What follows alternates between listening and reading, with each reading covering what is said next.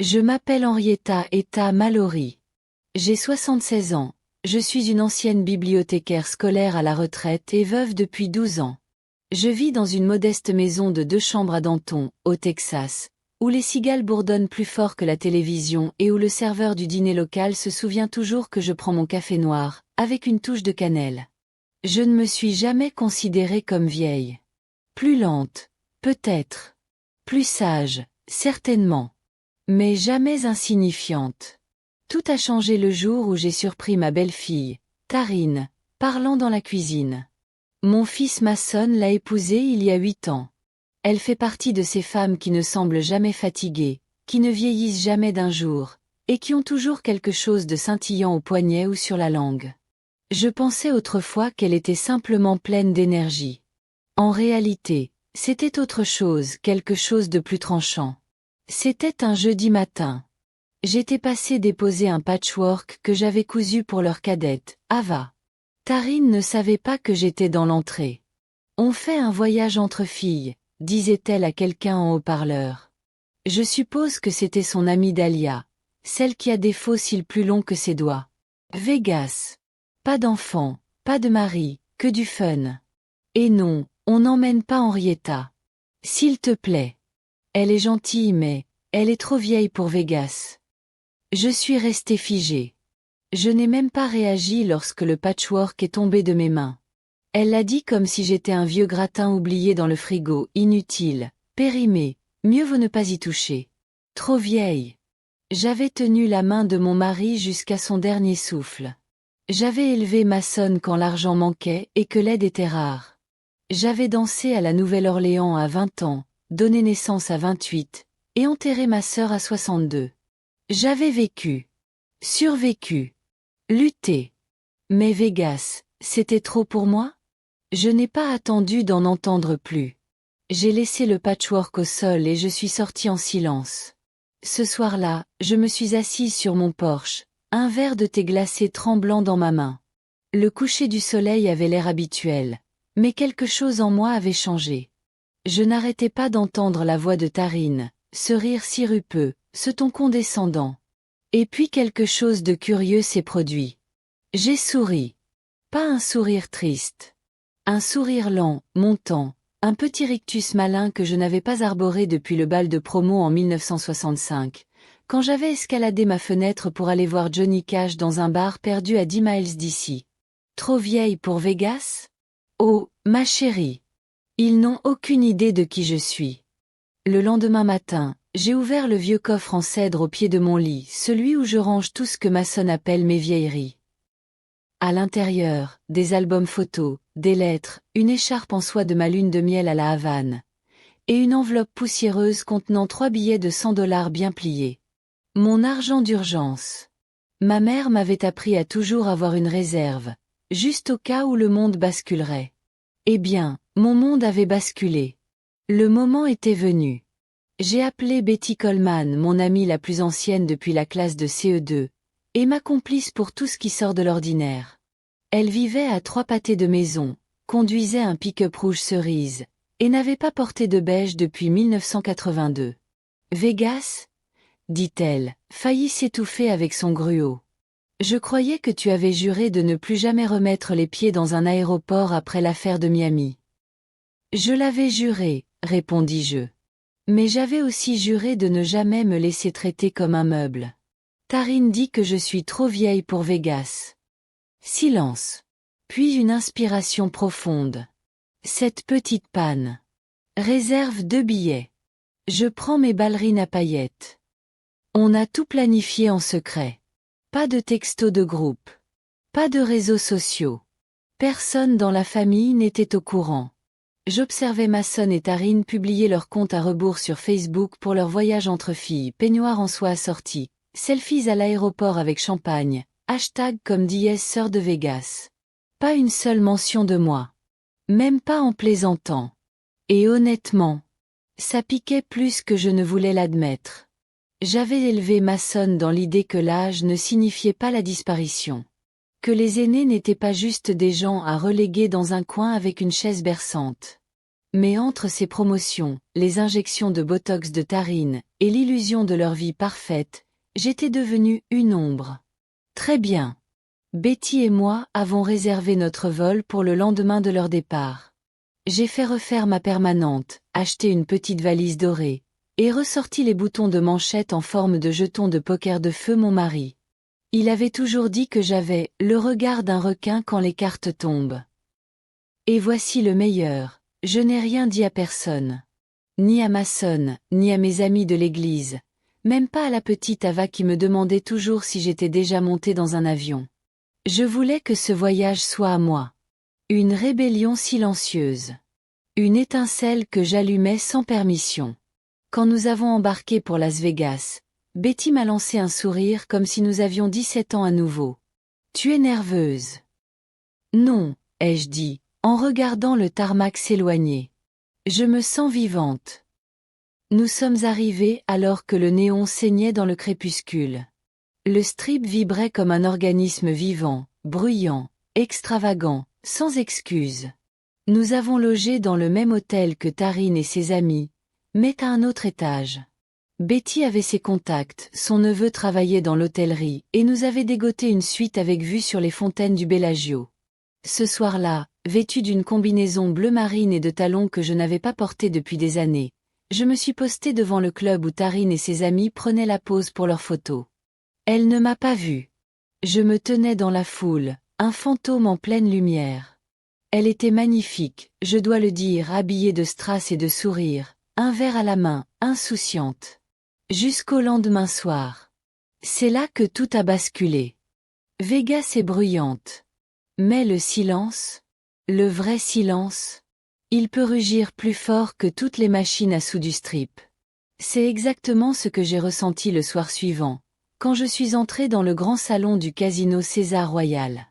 Betty et moi nous étions inscrites à un tournoi de poker, pas un petit jeu clandestin dans un coin sombre, non. Un vrai tournoi, bien éclairé, élégant, avec des hommes en costume qui nous ont sous-estimés dès que nous avons pris place. Parfait. Betty portait de l'imprimé léopard.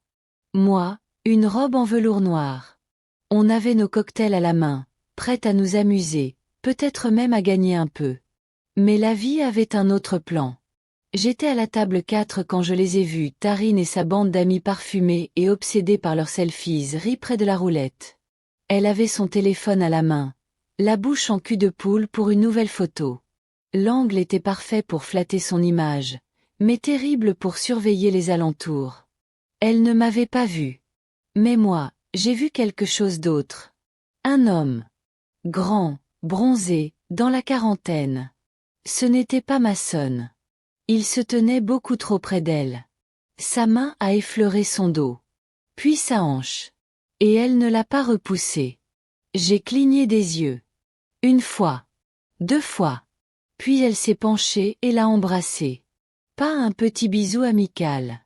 Un baiser vrai. Le genre qu'on donne quand on croit que personne de notre vraie vie ne regarde. Je ne sentais plus mes pieds. Mon cœur battait dans mes oreilles, lourd comme un tambour avant un orage. Mais je n'ai pas paniqué. Je n'ai même pas respiré plus fort. Je me suis simplement tournée vers mon jeu, j'ai posé une main pleine, et j'ai récupéré mes jetons d'un geste calme. Le croupier a haussé un sourcil, impressionné. Vous avez l'habitude, à ce que je vois.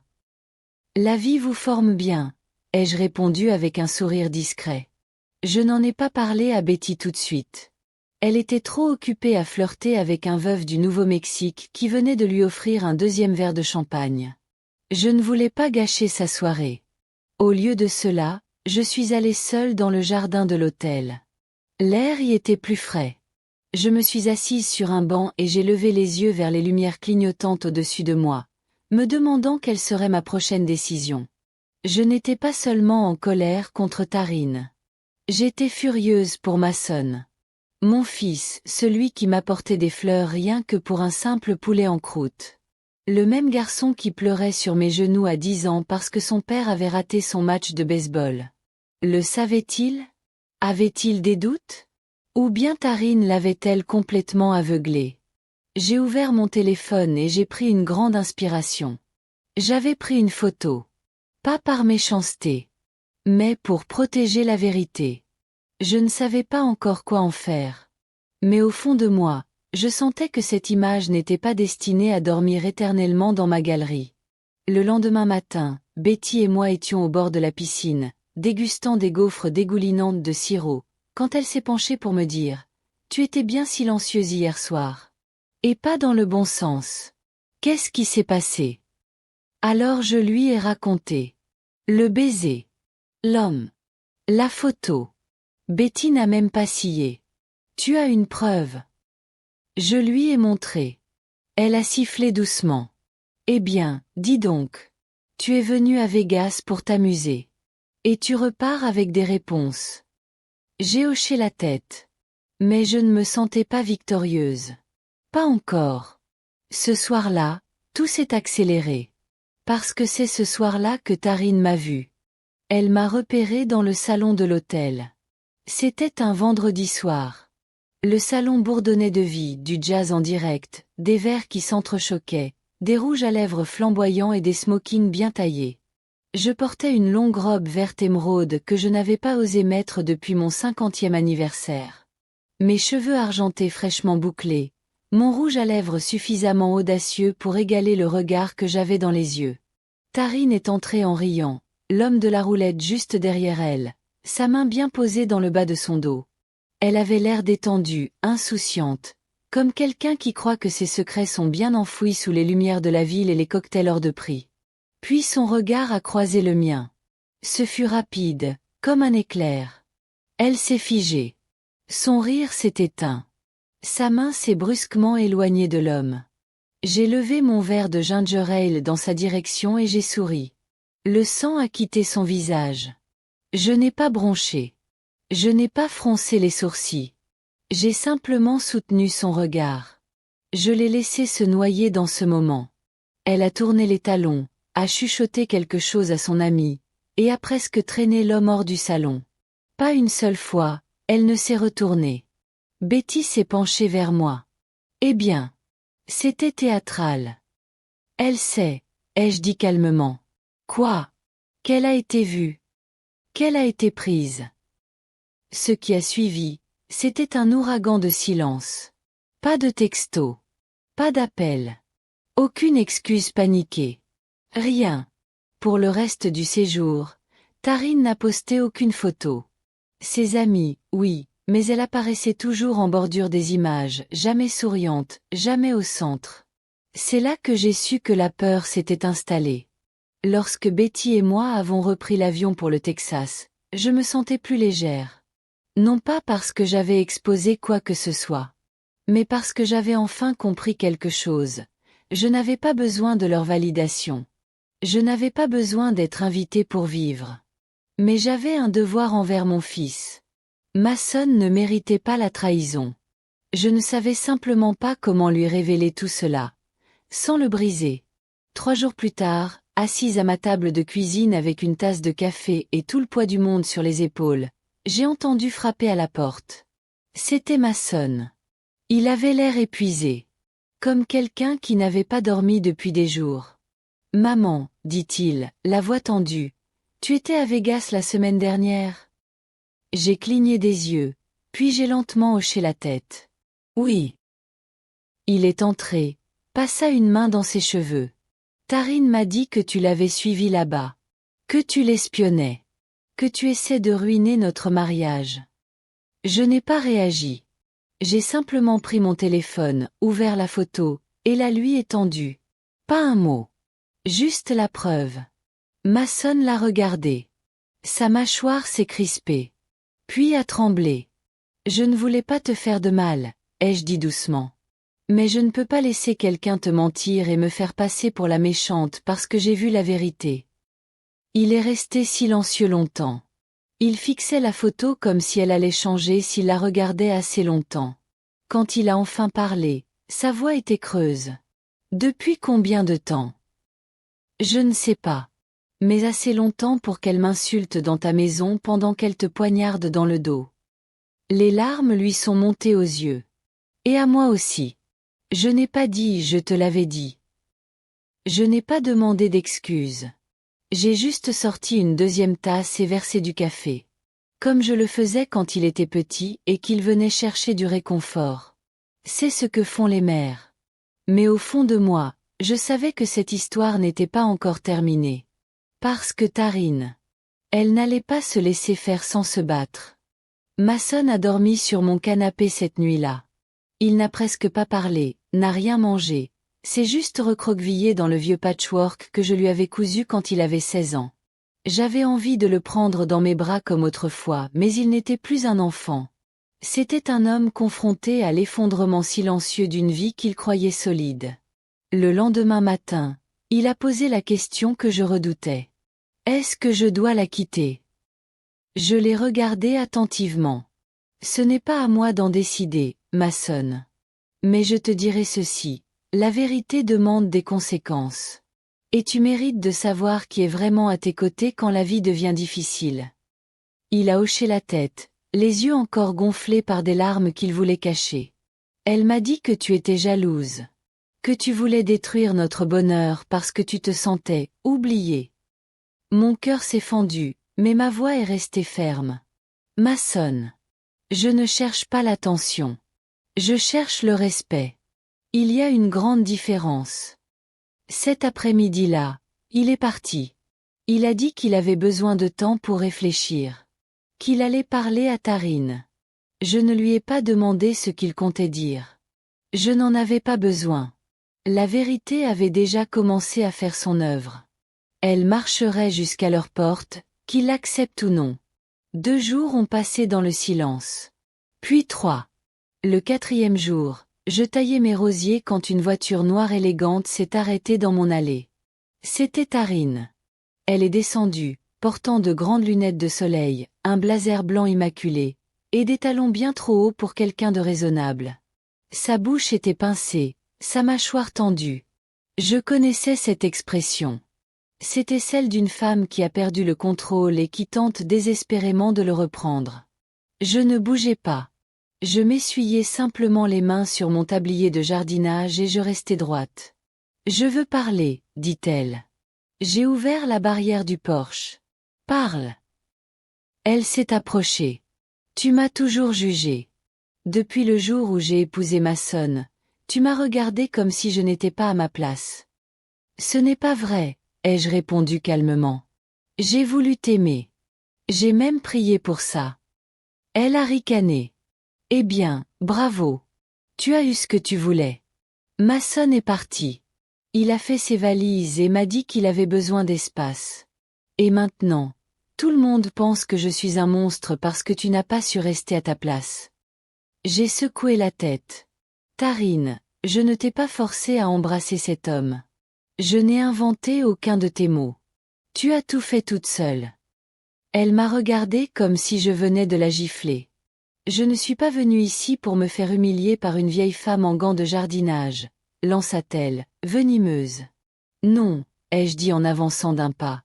Tu es venue ici pour me supplier de garder le silence. Mais j'ai déjà été silencieuse bien trop longtemps. Quand tu m'as traitée de vieille. Quand tu as levé les yeux au ciel à table. Quand tu as chuchoté dans mon dos, chez moi. Ce silence? C'était mon cadeau. Et tu l'as gaspillé. Elle fit demi-tour. Mais s'arrêta. Tu crois que Mason te pardonnera ça? Lança-t-elle avec aigreur. Je suis remontée sur le porche, j'ai pris ma tasse de thé et j'ai bu une longue gorgée. Oh, Tarine! Ce n'est pas une question de pardon. C'est une question de vérité. Et la vérité finit toujours par triompher. Même si elle prend son temps. Elle est partie sans dire un mot de plus. Et moi, je suis restée là, dans la lumière douce du soir, calme et inébranlable. Ce soir-là, Mason a appelé. Sa voix était lourde, mais ferme. Maman. J'ai demandé une séparation. Je ne peux plus faire semblant. J'ai fermé les yeux. Je suis désolée, mon fils. Non, dit-il. Moi non plus. Tu m'as sauvée. On a parlé pendant 1 heure. De tout et de rien. Il m'a dit qu'il avait trouvé un appartement pas loin de chez moi. Qu'il voulait recommencer. Qu'il voulait retrouver une paix qu'il n'avait plus ressentie depuis longtemps. Et puis il m'a demandé quelque chose que je n'aurais jamais imaginé. Tu partirais en voyage avec moi? Juste toi et moi. Comme avant. J'ai souri à travers mes larmes. J'adorerais. Mais cette histoire avait encore besoin d'une vraie fin. Une que tout le monde verrait. 6 semaines plus tard, je suis entrée dans le centre communautaire local, vêtue de la même robe verte émeraude que celle portée ce fameux soir à Vegas. Mes cheveux argentés soigneusement coiffés, mon rouge à lèvres rouge cerise, et dans mes yeux, une lueur que je croyais perdue depuis longtemps. Accrochée au mur derrière moi, une grande bannière proclamait « Vivre au ET fort », histoire de femmes de plus de 70 ans qui ont refusé de se taire. C'était mon idée. Voyez-vous, après Vegas, après que les mensonges de Taryn aient volé en éclats et que Mason ait enfin commencé à se reconstruire, j'ai compris quelque chose de bien plus vaste. Je n'étais pas seule. Il y avait des milliers de femmes comme moi. Des femmes qu'on avait fait taire, méprisées, effacées par leurs belles-filles, oubliées par leurs propres enfants, ignorées en réunion, ou servies des restes pendant que les autres se régalaient. Je voulais leur tendre un micro. Alors, avec l'aide de Betty et un petit financement provenant d'un don anonyme, bon, d'accord, c'était un gain au blackjack dont je n'ai jamais parlé à personne, j'ai lancé une soirée mensuelle de récits de vie. Des femmes sont venues de tout le Texas. Des femmes avec des histoires. Des femmes avec des cicatrices. Des femmes avec du feu dans les yeux. J'ai été la première à prendre la parole. J'ai raconté mon histoire, pas par vengeance, mais pour la guérison. J'ai parlé du « voyage entre filles » auquel je n'avais pas été invitée, du baiser que j'avais vu, de la photo discrète qui avait tout bouleversé. J'ai expliqué comment je n'avais pas crié, ni tempêté, ni brisé quoi que ce soit. Je me suis simplement présentée. Avec dignité. Avec la vérité. Avec la preuve que vieillir ne signifie pas devenir faible, cela signifie devenir sage. Cela signifie savoir quand parler et quand laisser le silence faire son œuvre. Et les femmes dans cette salle? Elles ont applaudi. Elles ont pleuré. Elles ont ri quand je leur ai raconté comment Betty avait obtenu un soin spa gratuit en souriant à un réceptionniste. Après l'événement, Mason est arrivée avec Ava. Elle a couru vers moi et m'a enlacée comme si rien n'avait jamais changé. Parce que pour elle, rien n'avait changé. J'étais toujours Mamie Etta. Celle qui faisait des tartes aux pommes à la cannelle et lui apprenait à jouer au domino. Taryn, bien sûr, n'est pas venue. Elle avait déménagé à Austin. D'après les rumeurs, elle essayait de se réinventer en influenceuse bien-être. Mais la vérité n'a pas besoin de filtre. Et tôt ou tard, les gens finissent toujours par voir clair. Mason et moi sommes restés sur le parking ce soir-là, sous les étoiles tranquilles du Texas. Il m'a regardé et m'a dit, « Tu sais, je pensais que tu étais juste silencieuse. Maintenant, je comprends. Tu as toujours été forte. Tu n'as simplement jamais eu besoin de le crier. » J'ai levé la main pour lui caresser la joue. « Et toi, mon fils, tu apprends à écouter. » Il a hoché la tête. Je veux qu'Ava grandisse en connaissant ce genre de force. Elle le fera, ai-je dit. Parce que c'est toi qui vas lui montrer. Nous sommes restés là un moment, sans rien dire. Juste respirer. Juste savoir que nous étions sortis de quelque chose de difficile. Pas en criant. Pas en se vengeant. Mais en nous tenant debout. Par la vérité. Par une grâce discrète mais inébranlable. Et quand j'ai tourné les talons pour rentrer chez moi, je ne me sentais pas vieille. Je ne me sentais pas oubliée. Je me sentais comme une femme qui avait joué sa dernière carte et qui avait gagné.